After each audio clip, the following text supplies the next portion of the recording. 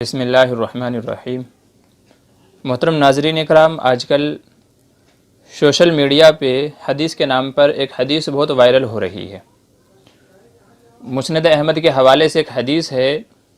جس کی تشریح کر کے یہ بتایا جا رہا ہے کہ اس وقت جو کرونا وائرس پوری دنیا کے اندر پھیلا ہوا ہے، تو انشاءاللہ مئی کے مہینے میں، مئی کے دوسرے ہفتے کے اندر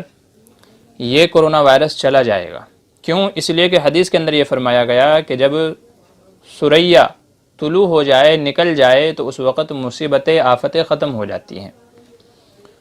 تو اس لیے بہت سارے لوگوں نے یہ حدیث صحیح ہے، اس سے یہ مراد ہے کہ نہیں ہے، ہاں اس سے یہی مراد ہے، تو ایک الگ بحث کا بازار گرم ہو گیا ہے۔ آج اسی کے سلسلے میں کچھ باتیں، کچھ وضاحتیں کرنا مقصد ہے۔ سب سے پہلے وہ حدیث سمجھ لیتے ہیں۔ حدیث یہ ہے، حضرت عثمان بن عبداللہ بن سراقہ رضی اللہ عنہ کہتے ہیں کہ میں نے ابن عمر رضی اللہ تعالی عنہما سے یہ سوال کیا، یہ پوچھا کہ پھلوں کی بیع کرنا کیسا ہے؟ عن بیع الثمار فقال نہا رسول اللہ صلی اللہ علیہ وسلم عن بیع الثمار حتی تذهب العاہہ۔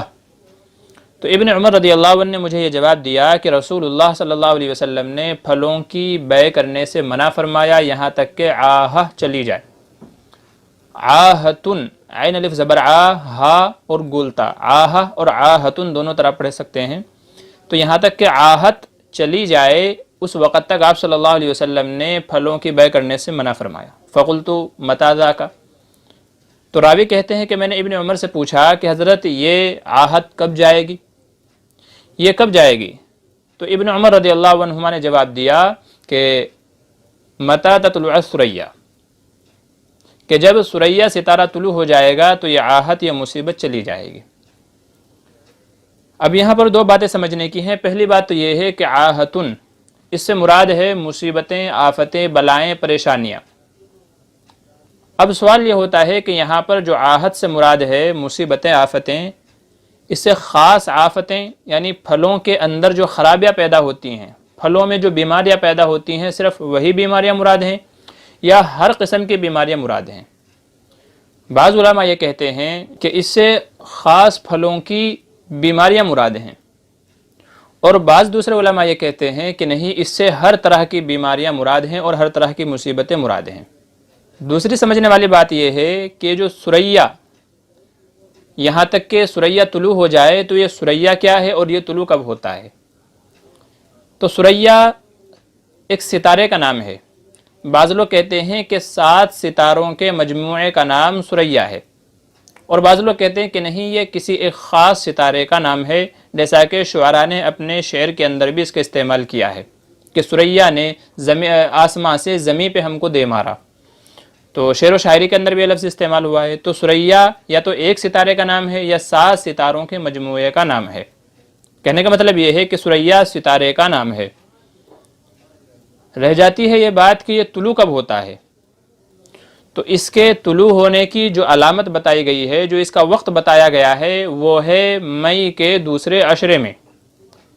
یعنی مئی کے مہینے میں پہلے 10 دن گزر جانے کے بعد، بلکہ 11 راتیں گزر جانے کے بعد 12 مئی کو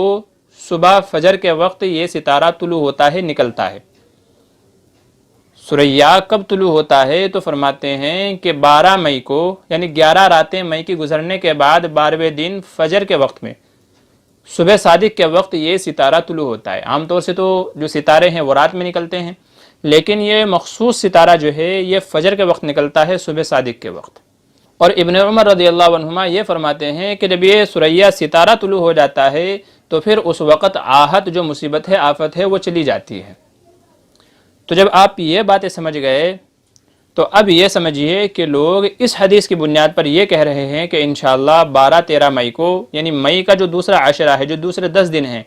اس وقت سے انشاءاللہ یہ بیماری جو کرونا وائرس پھیلی ہوئی ہے یا اس طرح کی دوسری بیماریاں ہیں، انشاءاللہ وہ بھی ختم ہونا شروع ہو جائیں گی۔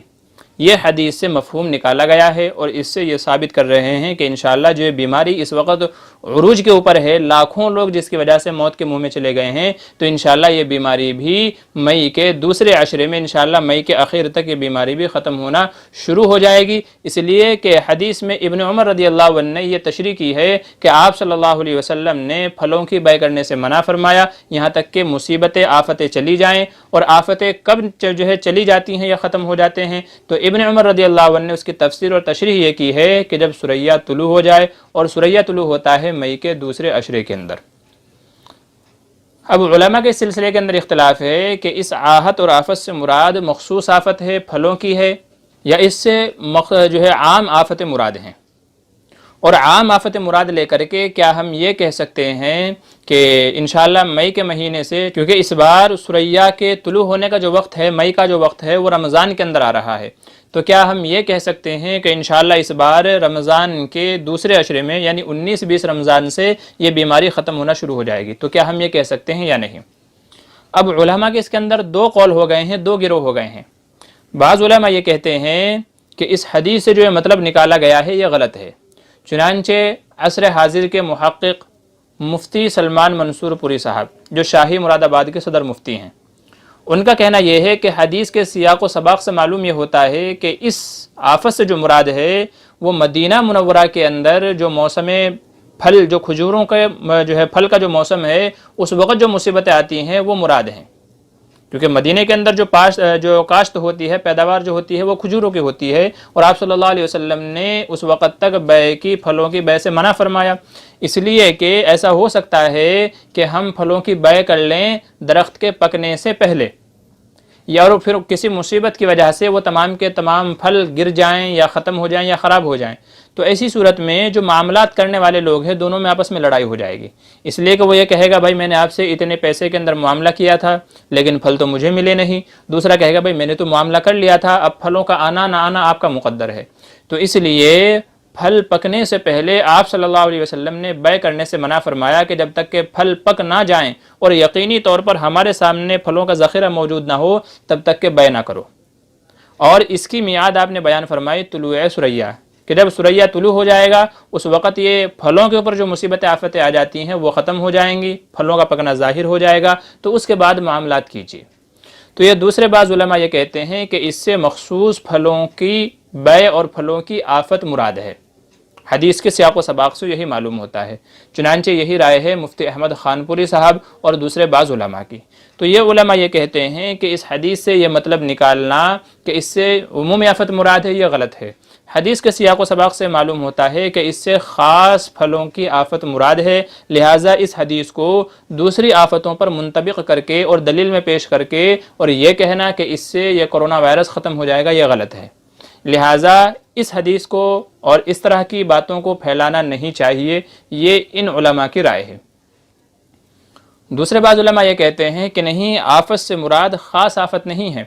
بلکہ عمومی آفتیں مراد ہیں، جیسا کہ بہت سارے علماء نے جامع الاصول میں، اور ایسے ہی ابن اسیر جزری رحمۃ اللہ علیہ نے، اور دوسرے بہت سارے علماء نے اس آفت سے مراد عمومی آفت مراد لی ہے۔ حوالہ جات موجود ہیں، آپ چاہے تو دیکھ سکتے ہیں۔ تو اس آفت سے مراد عمومی آفتیں مراد لی ہیں، بلکہ بعض لوگوں نے یہ بیان کیا ہے کہ ہم نے یہ تجربہ کیا ہے اور ہم نے تاریخی کتابیں اور تراجم اور تفاسیر جو اٹھا کر کے دیکھی ہیں، تو ہم نے پوری دنیا میں یہ دیکھا کہ جب ثریا ستارہ طلوع ہوتا ہے تو اس وقت یا تو مصیبتیں، آفتیں ختم ہو جاتی ہیں یا تو بالکل کم ہو جاتی ہیں، نہ کہ برابر رہ جاتی ہیں۔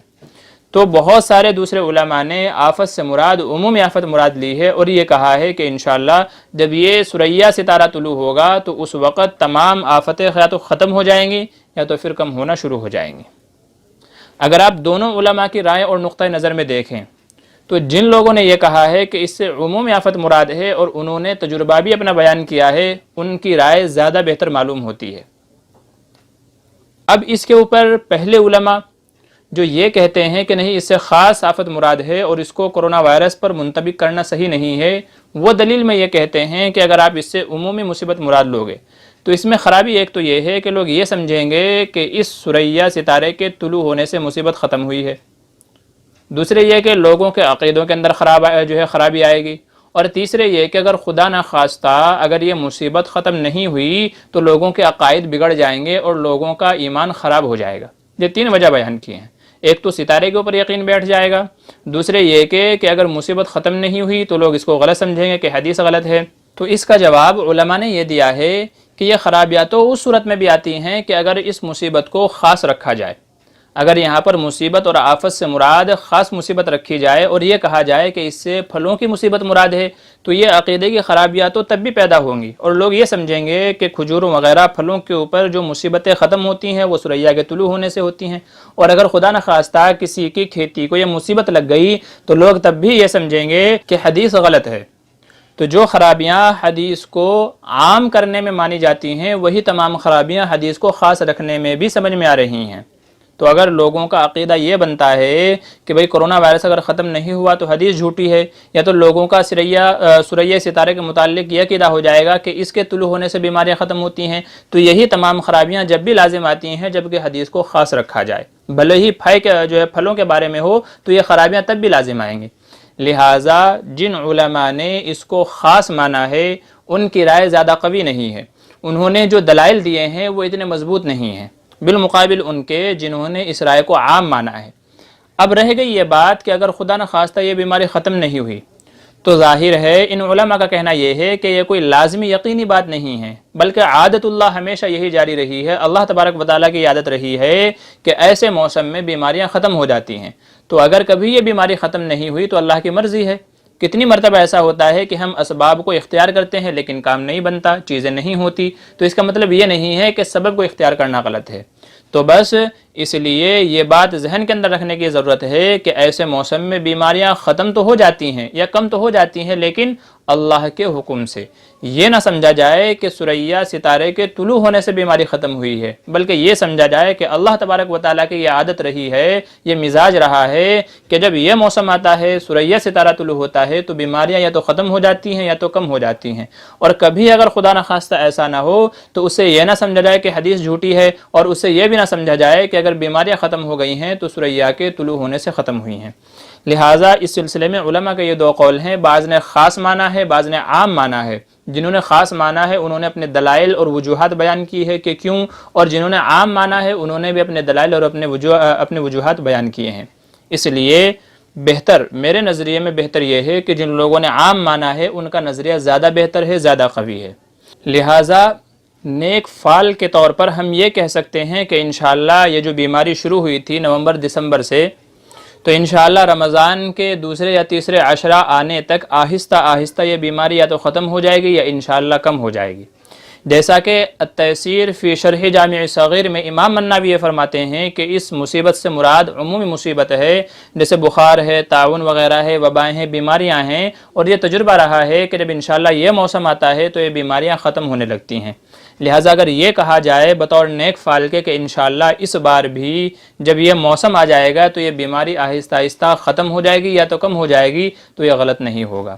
تو یہ خلاصہ ہے اس حدیث کا، اور اس کے پیچھے جو علماء کے اقوال ہیں ان کو تمام کو بتا دیا گیا ہے۔ شرط یہ ہے کہ بس یہ عقیدہ رکھا جائے کہ کرنے والی ذات صرف اللہ ہی کی ہے، ثریا کا طلوع ہونا یہ بطور ایک سبب کے ہے، اگر اس کی وجہ سے بیماریاں ختم ہو جاتی ہیں اس موسم کے اندر تو یہ بھی اللہ کی مرضی ہے، اس کی منشا ہے، اس کی قدرت ہے، اور اگر ختم نہیں ہوتی ہیں تو یہ بھی اللہ ہی کے حکم سے ہیں۔ تو اس صورت میں نہ انشاءاللہ کسی کا عقیدہ بگڑے گا، نہ کوئی اور خرابی لازم آئے گی، اور لوگوں کو بطور خوشخبری ایک بشارت بھی مل جائے گی کہ انشاءاللہ جیسا کہ کہا جاتا ہے اذا اشتدت بک البلوى ففکر فی علم نشرہ فعسر بین یسرین اذا فکرتہ ففرح، کہ جب کسی کے اوپر کوئی مصیبت آئے تو وہ سورہ علم نشرہ میں غور کر لے، اس لیے کہ وہاں پر ایک مصیبت کے ساتھ 2 راحتوں کا ذکر کیا گیا ہے۔ انشاءاللہ ایک مصیبت ہے، اس کے ساتھ ساتھ اللہ تبارک و تعالیٰ 2 راحتیں بھی عطا فرمائیں گے، اور کہاوت ہے لمبی ہے غم کی شام مگر شام ہی تو ہے، تو انشاءاللہ شام کے بعد صبح سویرا بھی آئے گا۔ تو اس لیے ہم یہ کہہ سکتے ہیں کہ انشاءاللہ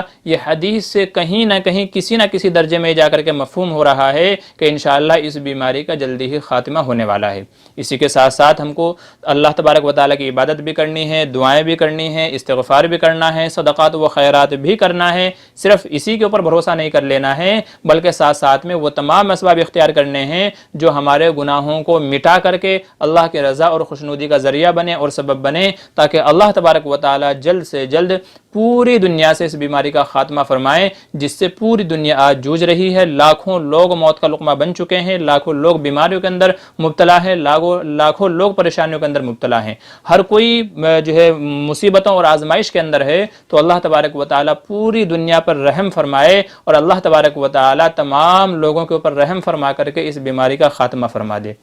دعا کریں کہ اللہ تبارک و تعالیٰ دین کی صحیح سمجھ عطا فرمائے اور کہنے سننے زیادہ عمل کی توفیق نصیب فرمائے. آمین ثم آمین.